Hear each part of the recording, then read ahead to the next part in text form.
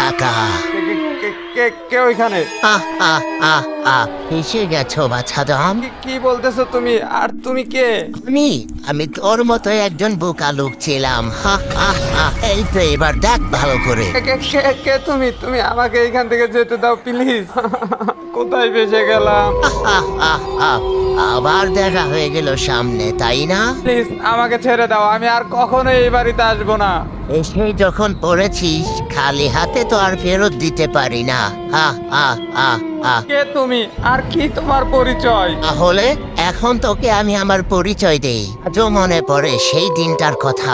না রে, মাথায় একদমই কাজ করতেছে না, কি করবো কিছুই বুঝতেছি না। কেন, বাকি কি হয়েছে? আরে আমি নীলারে কতদিন ধরে প্রপোজ করতেছি, তাও কোনোভাবে রাজি হইতেছে না। তো রাজি না হলে তো কিছু করার নাই। কিছু করার নাই মানে? ও আমার ওই দিন অপমানও করছে। মেয়েটা হয়তো তোরা পছন্দ করে না, আর পছন্দ না করলে তো কিছু করার নাই। ও আমারে পছন্দ করে না।